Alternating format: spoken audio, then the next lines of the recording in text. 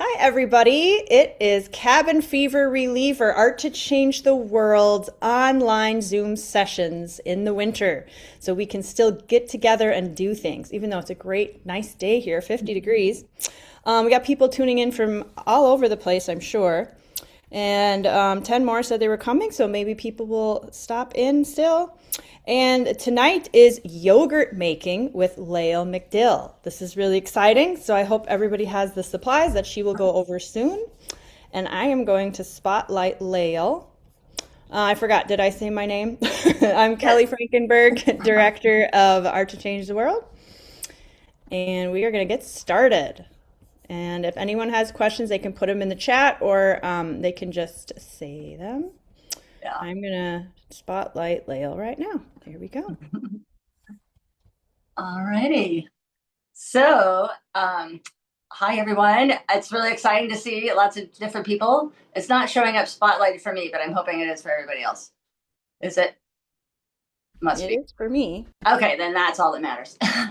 So that's good. I can still see if people pop on there. So a year ago, I was doing the plastic free challenge and I vowed to myself that I would learn how to make my own yogurt because that is one of the main things the plastic containers I use, all the time over and over, like one a week at least.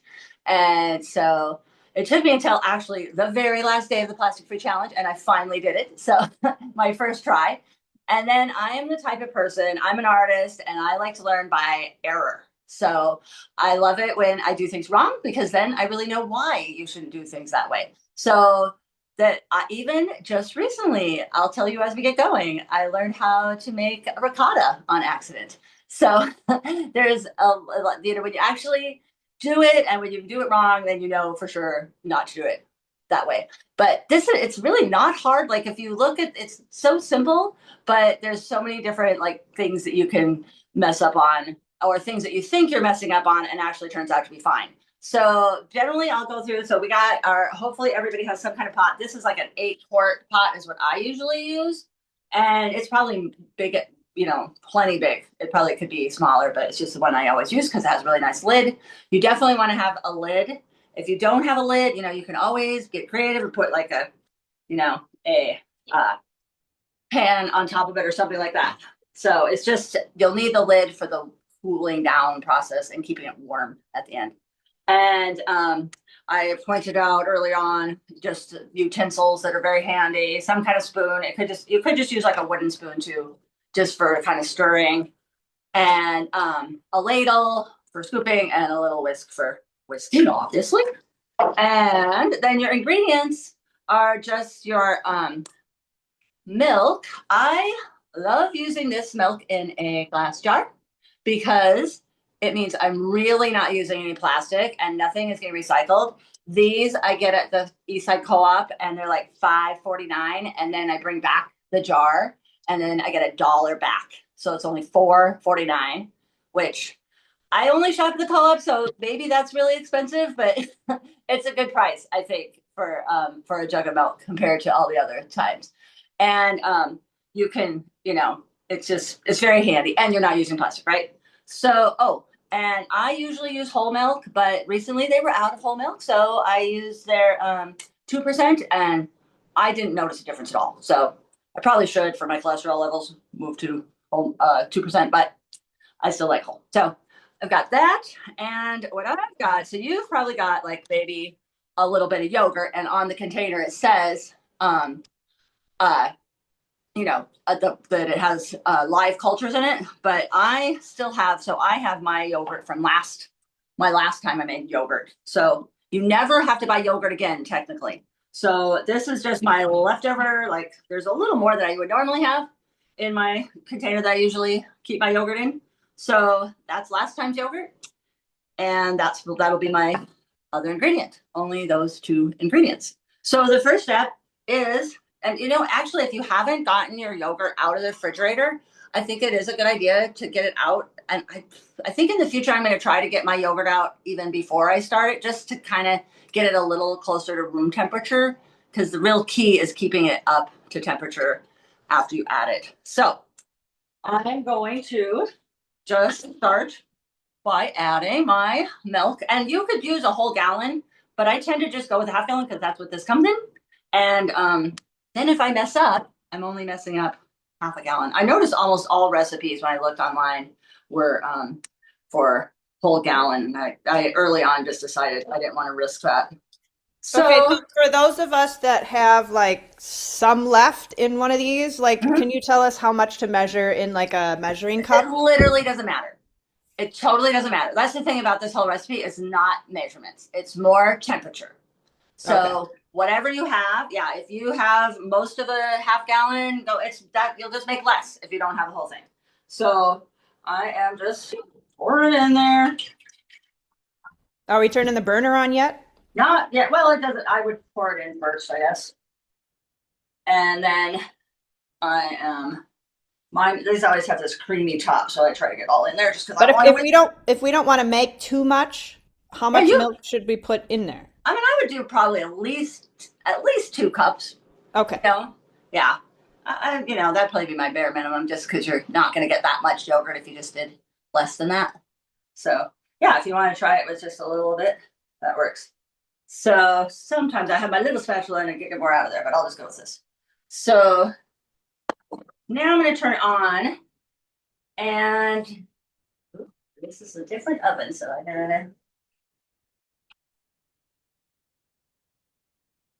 I just figure out. Okay, so I would put it up fairly high, because that's the quicker it's going to get up to temperature.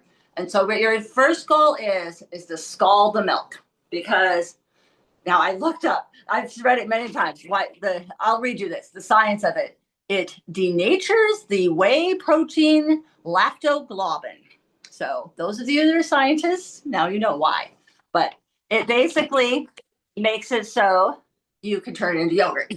You have to heat it. You have to get it up to temperature, and you have to get it up to right below 200 is technically what you're supposed to shoot for. But last week I totally got distracted and didn't watch it, and it was boiling, almost boiling over, and it still worked. So it seems to be that you can boil it, but the problem with boiling it, like really getting it boiling, is then you have to wait longer for it to cool down. So your main goal is you're making it really hot, you're cooling it down to about 115 degrees, and then adding yogurt to it. I mean, that is like the simplest, that is what the recipe is. Are But we going to worry about burning the bottom of it? Because that's what happens that's when I scald the milk. Do we need to right. stir it? That's why, I usually, what I do, because sometimes I'm a multitasker, so I will start my timer so that I don't walk away and totally forget about it like I did last week. And I'll put it on usually about 5 to 7 minutes. Especially since I'm not used to this stove, I'm going to just do 5.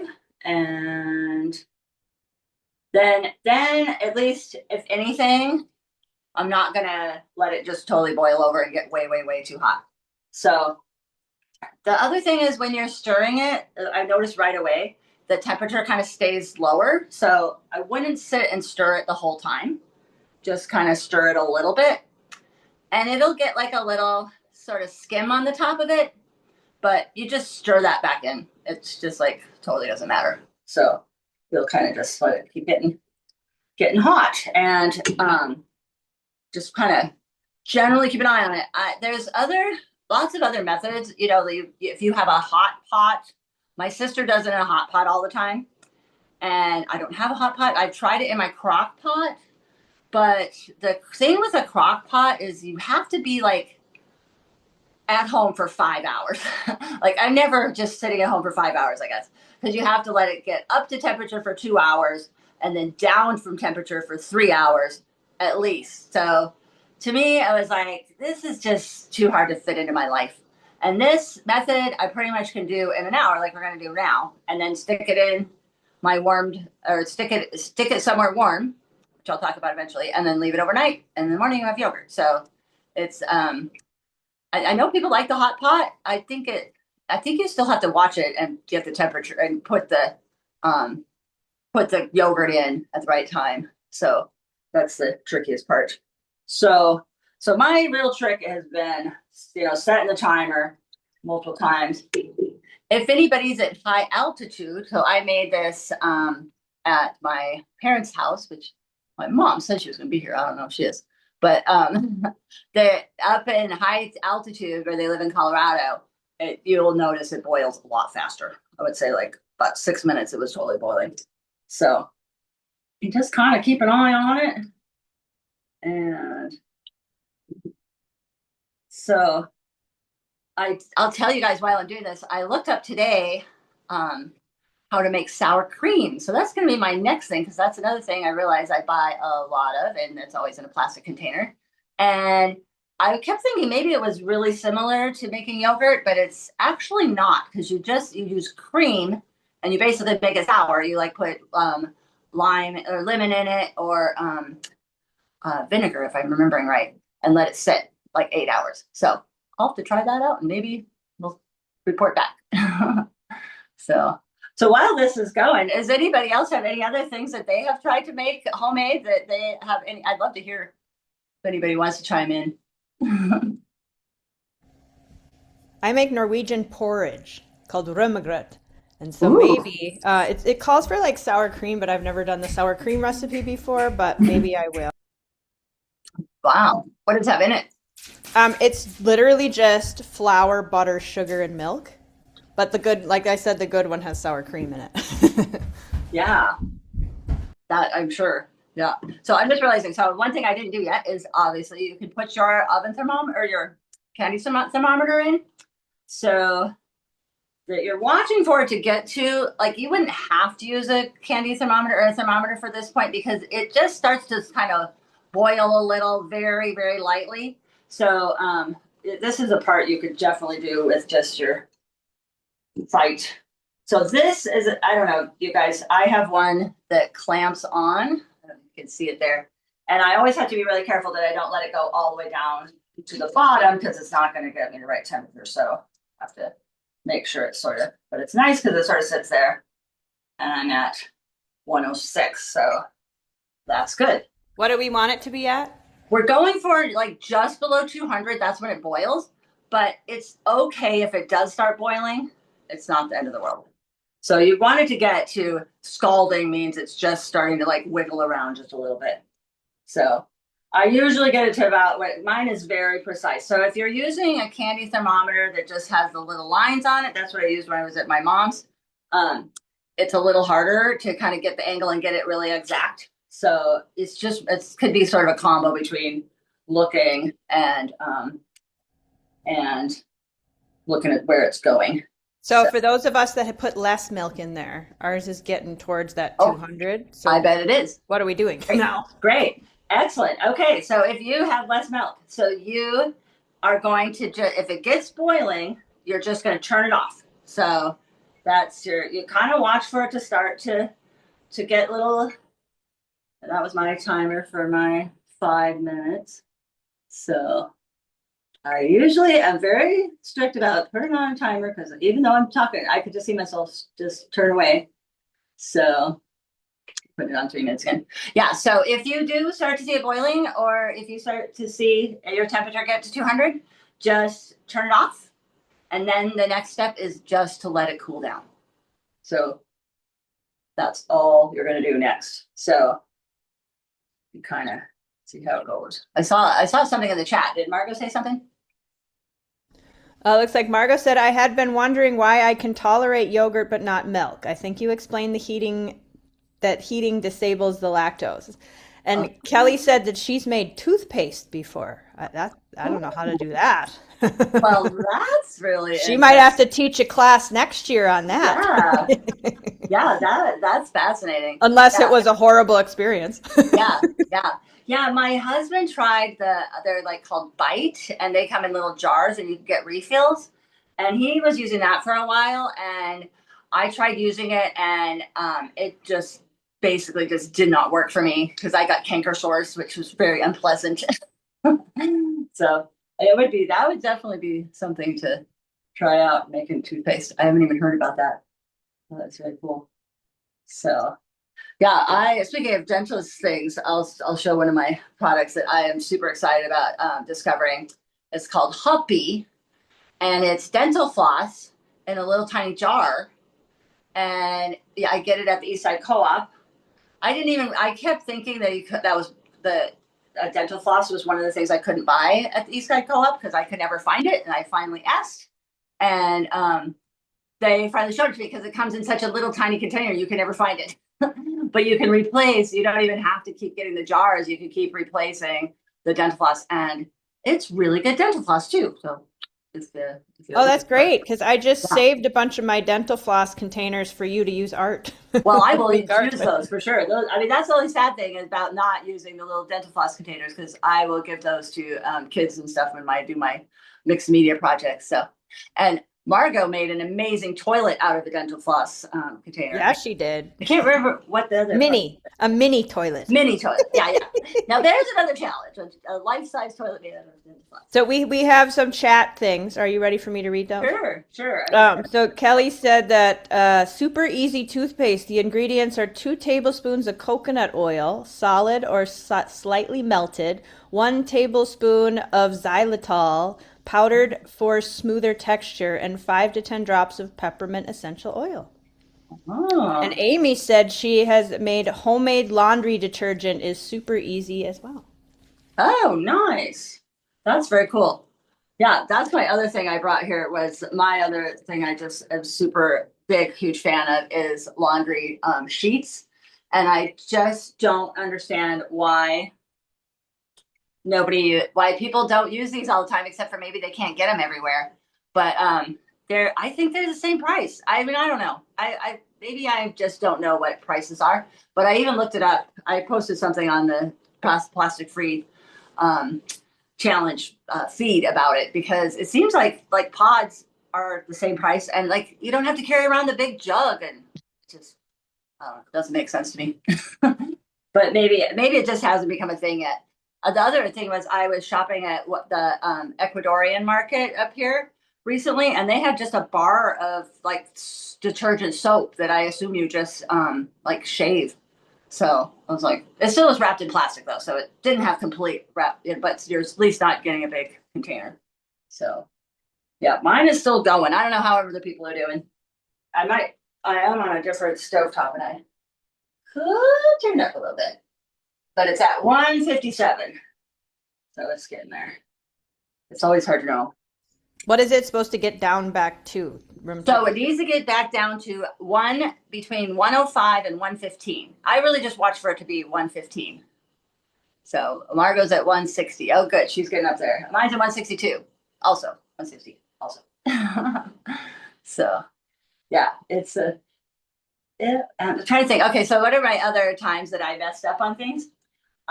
One time when I was just starting out, I just thought in my mind that I knew what I was doing, and I got the milk up to temperature, and then I just threw my yogurt in it right away, and that's when I found out why you have to cool it down because the yogurt just cooks. So that was probably one of the times where it like totally was not anything near yogurt at all, but. I just figured, at least I now know why you have to cool it down. And I would remember that all the time. So, yeah. And early on, I thought that it was such like, this scalding part was super important, but, and making sure it doesn't go over 200. But just because even just last week when I let it like totally boil on accident, I realized it's not as important. It'll still work. It just takes longer to cool down. So, that's the thing. But the keeping the temperature is the main thing after it gets done. If it's a cold winter, it's a little trickier. So it's getting up there. I'm actually gonna grab a little bowl here.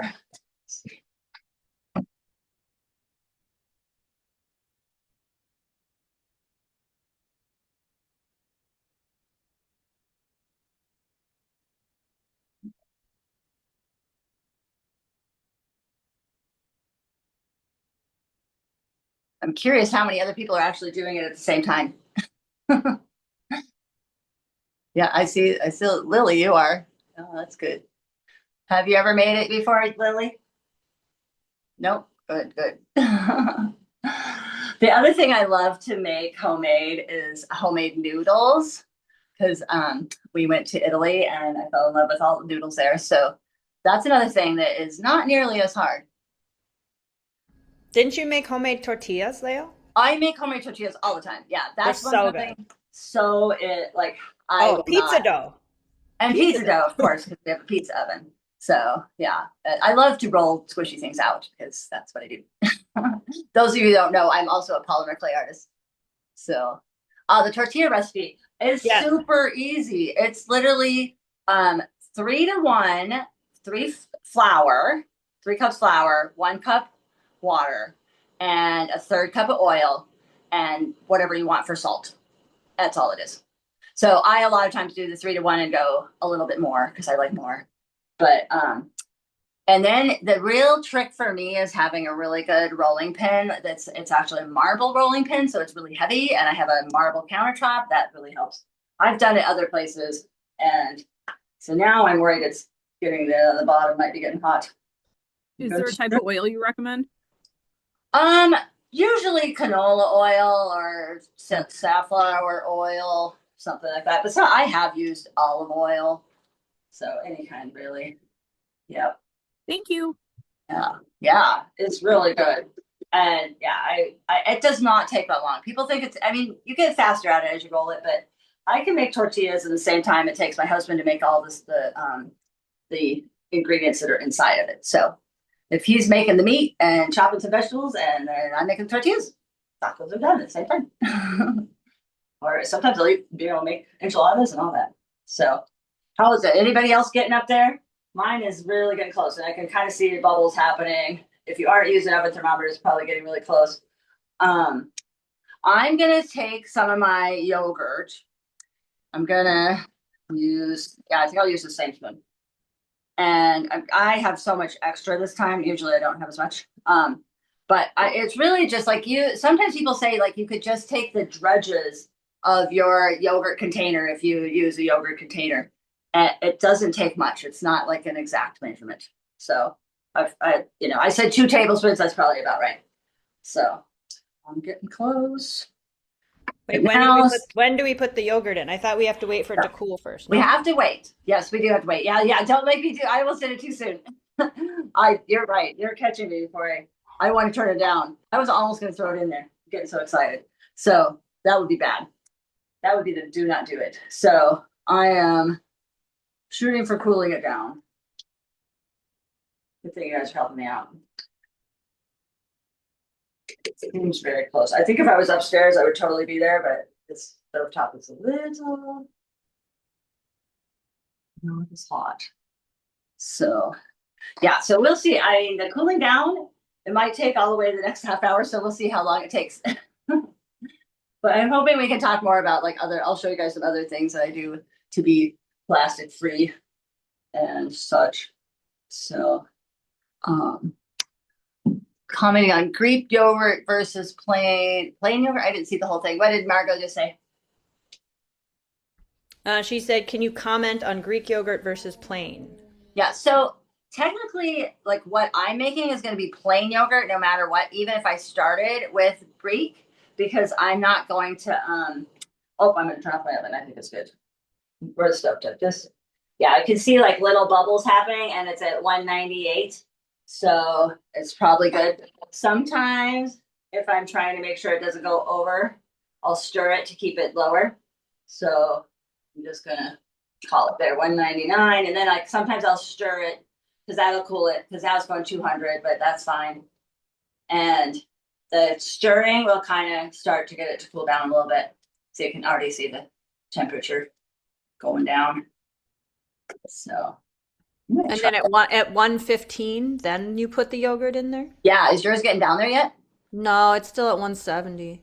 Oh yeah, or 150 something. Yeah, I'm gonna turn on my fan because that might help mine go faster. There we go.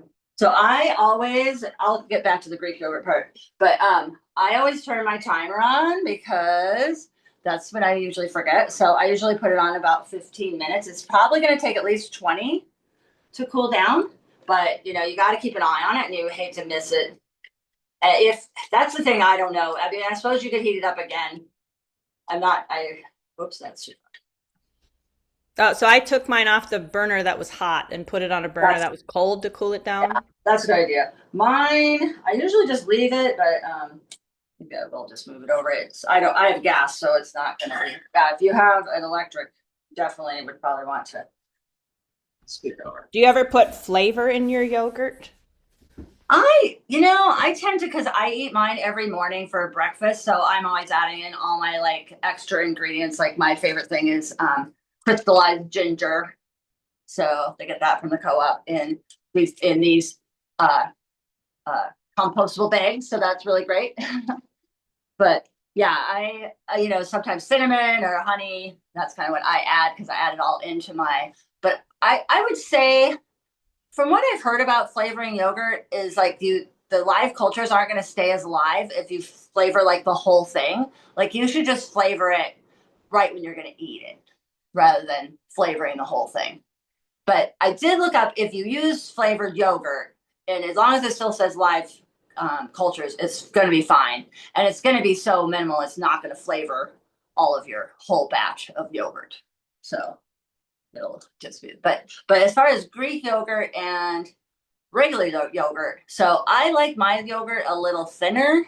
I want it to get, not too thin, but I don't like super thick yogurt in my oatmeal every morning. So, but if you want it thicker, you can, after you actually, like you can see actually in mine, it's a little runny. It's got a little, I don't know, little dredges of thinner, the maybe that's called the whey. I don't know.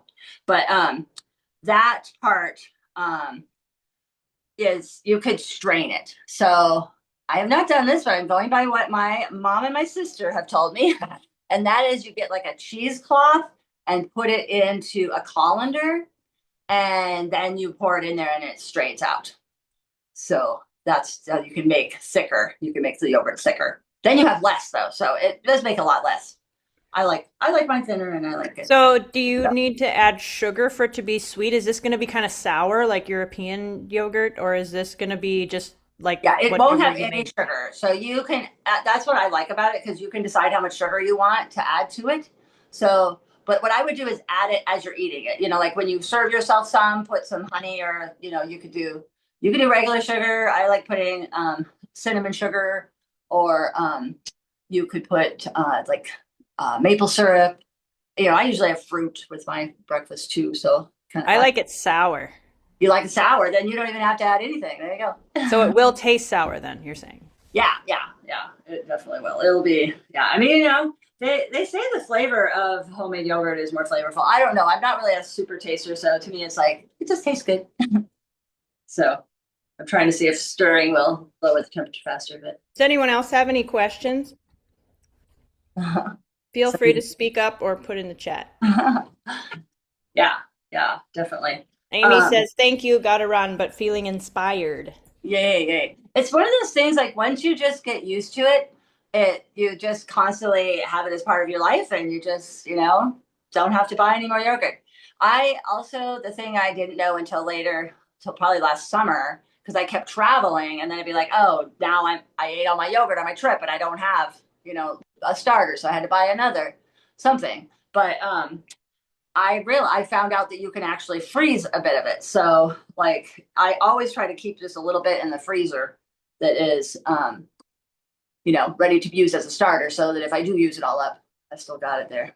So yeah, but let's see here. I'm just going to show you guys other things I'm doing to be plastic free. And I'd love it if anybody else has any other things, especially if you're doing the plastic free challenge, you can give us suggestions.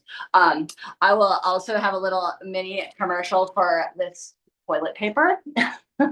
My friend was trying to get me onto this for like a year, and I finally was like convinced. So it's called Who Gives a Crap? And as you can see, it also comes in like the paper, and it comes in a box. You have no plastic, and it's really good toilet paper, and it's all recycled paper, and it's not made from the Aurora Borealis. I know I'm saying that wrong. The boreal forest, not the aurora boreal. The boreal forest is where most of your toilet paper comes from, which is in Canada. And if you research that, you'll find out it's really sad that it's all getting used. All the forest is getting used. So this is all recycled paper, and the I usually save the wrapping to use it in collage for the classes I teach, or you could wrap a present in it. Oh, it's Uh, not made from bamboo, is it? nope, I it's thought it not was made bamboo. from bamboo. It's Okay. all 100% recycled. And you can Okay. get like I a have it too. subscription. And at first I was like, oh, what about the carbon that it takes to actually get it here? But all the toilet paper at Target had to get there too. So, and you're not using plastic. So, and I think it's a pretty good deal. It's Yeah, not, they also have Kleenex and I think they have paper towels too. What's I the other think thing? they do. And yeah, I would like to give up paper towels altogether, but especially since we have an Airbnb and a business and thing, it's one of those hard things to give up. But I try not to use them as much as I can. So my other thing I realized probably about 2 years ago or so is so much of your food, at least the food that I get, comes in Ziploc bags. So there is no reason you ever have to buy a Ziploc bag. You can reuse your Ziploc bags. So like this is the oatmeal or this is the hot cereal that my husband likes. So I just rinse them out. I don't have a dishwasher, so I just wash them and just reuse them for like, especially the freezer ones, like for frozen fruit. So in the summer, when we get like a bunch of raspberries or what from our own garden or blueberries from the farmer's market, we just reuse our actual old blueberry containers that we bought at the co-op. So it's real freezer bag. So they were pretty good. I also like them using them for artwork. But if you come to my studio, you can see my vulture that's made of a lot of those. Um, but I even also will keep at least one of these in my backpack purse because if you're getting takeout or you're getting food at a restaurant and you need to take just a little bit of food home, you don't have to get a takeout container.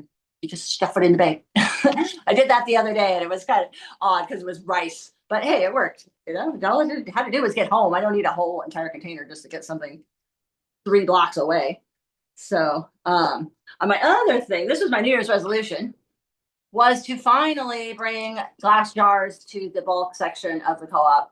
I had been just kind of reusing my plastic bags there over and over again, and I finally decided, we can have fun with stickers and cute jars, and you just, write the weight of the jar on the little sticker, and so then I just bring this back and forth, and I have getting more and more of a collection of little jars. I even have brought my spice jars back, and just refill them, and then you're not using all the plastic. And what is my other one? This is my other thing. I have not totally been in love with these bees wraps, but I do find they're really good for wrapping up a half-eaten avocado. So that's my favorite use for you guys may have seen these. They're like fabric that has wax on them.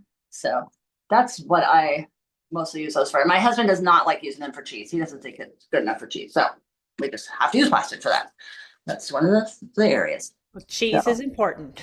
cheese is important. And that's another thing you can learn how to make. It's not that much harder than making yogurt. You just But add salt or what? I do not know what exactly. So my friend did it a long time ago, but I don't know. We get such good cheese here from Wisconsin. I just don't know if Yes. I'll ever go over. Yeah. Well, I remember we made butter in like second grade where you just bring the whipping cream and you just shake it all day. Yep. Yep. And I actually made maple butter this year because I put some maple syrup in there and mixed it up. Oh, from cream? No, I Yeah, just butter. mixed it in with butter, I think. Butter. I Oh, melted nice. the butter, mixed in the maple syrup, and then let it harden and mix it while it was hardening. Yum, yum. That sounds great. Yeah, I'll never forget my brother-in-law at Thanksgiving one year being so proud of himself because he was going to make that whipped cream so stiff. And then all of a sudden it turned to butter. But I was really bummed because we threw it out. And I'm like, no, you had butter and you had buttermilk. Like, why did you throw it out? We had Ooh, buttermilk pancakes. yeah. Somebody threw it out before I got a chance. I did not let food get thrown out. Right? Went away. Margot says if you strain yogurt a couple days beyond Greek yogurt, you get yogurt cheese. Oh. Yogurt cheese. What's yogurt cheese? Interest. So you're straining it, like you're straining your Greek yogurt after it's set up even a couple days. Is that what that means? I don't know. Maybe strained yogurt becomes Greek yogurt and then you strain it If you keep straining before? it. Yeah. I don't know. She says you're removing more of the whey. Oh, okay. It's really getting it out. Interesting. For curds and whey. Yeah. Yeah. So that's how I think I made ricotta the other day. It was similar to that because I was trying to keep the yogurt really warm. Just a second. Somebody's staring at me. Okay. I was trying to keep the yogurt really warm, and I thought I'll turn on my warming drawer and keep the oven warm. And then I forgot to turn it off. So the warming drawer stayed on all night. So it was staying really toasty, probably more like 150 degrees rather than 110 degrees, which was what you want. And so then it had separated with the whey and the cheese. I mean, first I was like, did I make cottage cheese or did I make? And then I was like, oh no, I made ricotta. It was totally ricotta. We actually used it in lasagna. So it was Yum. okay. So I might purposely do it again and see if it wasn't that hard. I just had to leave the warming drawer on instead. So So mine is at 125 right now. So oh pretty good. soon. So I can add yogurt at 115. Yeah. Yeah, so you're pretty close. So you might want. So do you have just a little bit of yogurt in a yogurt container, or do you want to? You could put it in a bowl. Well, I have a yogurt container, but it's like a small one that's how big is it? 5.3 ounces.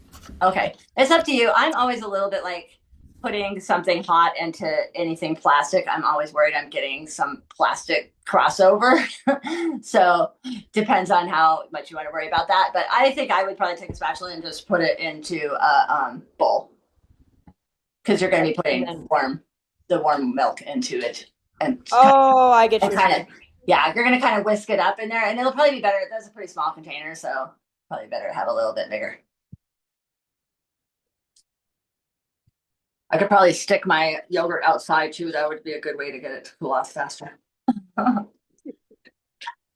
you going to, like when you're making a roux, just do a little bit of the milk at a time, and then eventually add the bowl to the pan?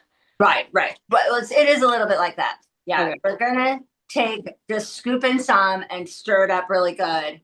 And that I think that helps more with the temperature because it's getting your yogurt, it mixed in before it's hitting the milk. So yeah, it is kind of like a little roux. So when Kelly's ready, she'll be probably ready before us. Mine's at 132. I don't know how everybody else is doing. It's cooling down. So it might help to stir it around. But I definitely would recommend if you're not sitting here staring at it all the time, definitely set your timer so that you don't just walk away and realize it's all of a sudden all cooled down. And because if it gets way too cool, if it gets below 105, then it won't set at all. So that's like your main temperature. You want to make sure it doesn't go down below. I read somewhere that you want to keep it at 110 for as long as you can, like 10 minutes at least. So I've been trying to kind of put it in the oven and try to test it and things. And I realized the best time for keeping it warm was when my husband was baking cookies and he had been running the oven for the cookies, and then it's kind of sat there for a while and then I put it in there. So it's tricky. I don't know exactly what temperature it was, but a slightly warmed oven. And in the summer, it's way easier to make sure you keep it up because, I mean, unless you have a really cold house with cold air. Oh, so we need to put it in a bowl that can go in the oven? Well, you can use your pot. So that's usually what I do is I'll just use the pot that I'm stirring it in. So So you're putting some into the bowl and yes. then back into the pot? So first you're going to have a little bit in the bowl. So when you're ready for this, because you're going to be ready before we are, Kelly, you're going to have your bowl and then you're going to ladle in just like one ladle full. Can you see what I'm doing? Yeah. Into your yogurt, and then you'll whisk it up to kind of get it a little bit warm. What temperature is that? And then I'm putting it back in the bowl to keep it warm? And then you're going to put it all back in the whole thing. Oh. Mine is actually at 115. Oh, it just says 107. Okay, so I'm going to do mine too. So, yeah. Oh gosh, it's going down really fast. Probably because the door's open. Okay, so I'm going to do mine. It happened suddenly. It was at 115 and now it's at 97. So I'm putting my yogurt in here. It's going down really fast. I gotta close the door. I think that might be the issue. And I'll turn off the fan. Mine's at 118. Can I Okay, good. just start it? Then you might want to wait just one Wait a second. minute. Okay. Oops, I got a little something in my. Okay, so mine's suddenly. Oh, you know what? It's because I pulled my thermometer out. Okay, so what is it really at, Layl? Okay, it's good. It's 113. Perfect. Okay, Emily says her pot has plastic handles, so can I transfer everything to something oven-proof before putting it in the oven? We don't have to put it in the oven, though, or do we want to? Yeah, well, you're not turning on the oven. It's just a warmer place. It's a warm place for it to be. So, especially in the winter, it's good to have. Let's see, now my one says 129. But is hers with plastic handles okay? Yeah, she'll be fine. Okay. Yeah, you'll be fine. You could put it into something else too if you wanted to. Yeah. Now mine says 129, but it didn't cook my yogurt, so that's good. I'm gonna make sure. You know what I'm gonna do? It's always smart. I'm gonna test before I put my whole yogurt in here because I'm gonna see. Oh, good. It's perfect. It's 106. Okay, good. I just didn't want to like if this was really hot because I pulled my thermometer out and that's why it was going down in temperature so fast. So it's at 94, so it's totally fine. Yeah. So I'm gonna throw. So if you didn't see that, I'll walk over it again. Hello. What's the temperature you're supposed to have it down to? 115. Oh, okay. Yeah, I'm there right now. Great. Right. Yeah. So if you're at 115, you're gonna scoop out some and put it in with your yogurt and get it good and whisked up. And when it looks like it's not, it's pretty creamy. Then I don't trust what my temperature is saying, but I think it's okay though. Another thing they say is you can kind of test by putting like a little bit of of it like on your wrist. And if it burns you, then it's too hot. But it shouldn't be too hot to burn you. So then you're good. So that seems fine. I don't think I'm really at 128. I think I'm more at 1. I'm not trusting that. That's kind of weird. Well, so once you've mixed it in with done your yogurt into your bowl, you're going to pour it into the whole thing and whisk it into the whole thing. And you'll probably notice the temperature will go down just a little bit as you do that. And you really don't want it to get like much below 105. If it can stay at 110, that's good. Mine is staying kind of high, which I think is kind of weird. But we'll see what happens every time you do it. It's a little bit of an experiment. So mine's at 106. Should I stick it in the oven? Yeah, so I would. So yes, if you're at if you put your yogurt in, no matter what it is at, you're gonna want to put the lid on to keep it warm. And then what I like to do is kind of wrap some like hand towels around it just to keep it a little cozier, especially in the winter. And then you can put it in your oven. So your oven is not on. It's just a warmer place to put it than in your just on your counter, especially in the winter. So what I have been experimenting with, like I said, with the warming drawer to keep my oven just a little tiny warm, or I actually had my oven on. Well, it barely feels warm, but I had it on before we even started, just like at 170 to see if I could just keep it a little cozier. It's like they say, the thickest you'll get is if you can keep it at 110. So if you wanted to really, really watch it, you could every once in a while be like, let's see where we're at. And it is only, what is mine saying? 98, 107, 113. Okay, so that's pretty good. So mine's at 106. So do I need to heat it up more before I stick it in? No, I wouldn't. Nope, you're fine because you're at least before you're ahead of 105. So yeah, just keep it cozy and put it in the oven, and then you just leave it there overnight. So hopefully in the morning. So you need to overnight. Huh? Overnight, really? Overnight, yes. So you can't eat it right now. It has to do its magic. So you also don't want to leave it too long. Like if you left it all the way till Wednesday morning, it'd probably get really sour and not be tasty. But I have left it. I did it in the morning and left it all the way till the next day. So I've done it like almost 24 hours and it was fine. So I didn't need to. It was one of those, oh, I forgot I made it in the morning. Usually I make it at night, and then in the morning, you wake up in the morning and you check it out and you see what you get. And it's okay if there's a tiny little hole in the top of your cover? Of your cover, probably. I mean, if you wanted to, what I would do is just put like another, you can put like an oven mitt over or something. Okay. The cozier it is. I've got 2 oven mitts. Maybe we'll just put both those on there. It's just like, keep it cozy. When you do it in a crock pot, you also are supposed to like keep your crock pot cozy. It's like the whole blanket yeah. So we just don't want to forget that it's in the oven overnight and then turn on the oven tomorrow to cook something. Exactly. I'm worried about that. I've been laying in bed and hear my husband get up and I'm like, oh, I hope he doesn't turn on the oven. So yeah, if Post-it notes are helpful, that might be a good idea. Because then you would probably have some form of cheese too. Maybe. Yeah. So did anybody have any other questions or anything? I think that was it. We're actually almost done. But if anybody has any other great what about turning the oven light on? Would that be could too work. much? Yeah, no, I think that could be a really good idea. Okay. Yeah, you think that just keeps a little bit warm? Yeah, and just like anything, if you're experimenting, maybe after like half an hour, go and check your temperature again, and just make sure it's not getting like a lot hotter, just to know. Wait, how much? It can't get what temperature is too hot then? I mean, I think if it's getting much over 115, it's starting to cook.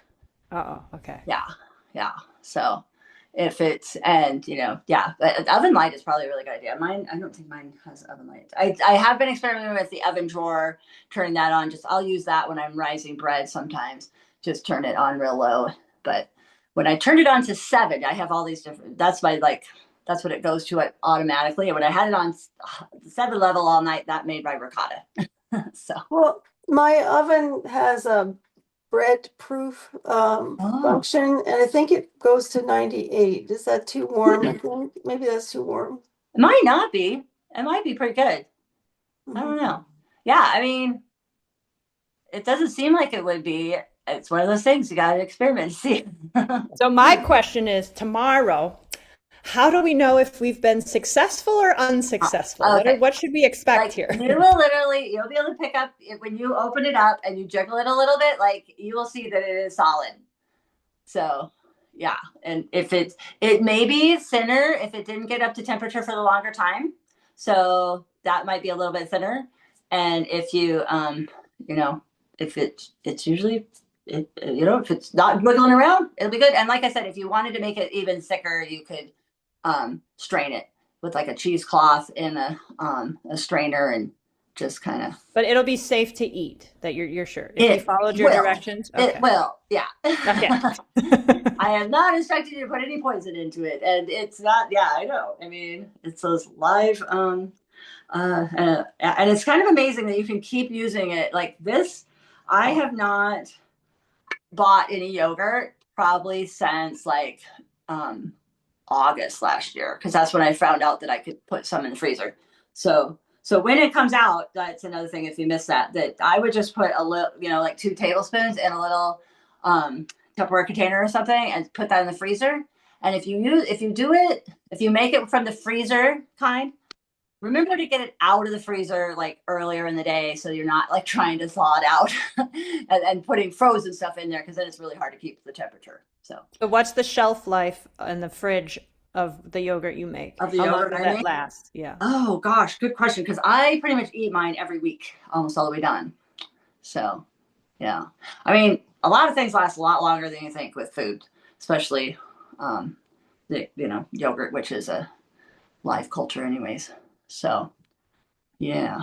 I would say anybody who makes yogurt from watching this video, if you want to send a picture of your yogurt and your success story cool. to us, we will share that in our newsletter. That would be really fun. And if you put any toppings on it or how you eat it, nice little picture. Yeah. Oh, I just realized Kelly Kish is the one that's on there. She just put a heart out. Hey, hi, Kelly. Nice. Well, this will be great Thank to have this you. recorded. We can send it to those that didn't make it, and they can try it on their own also. Yeah, Sam, if you want to stop recording.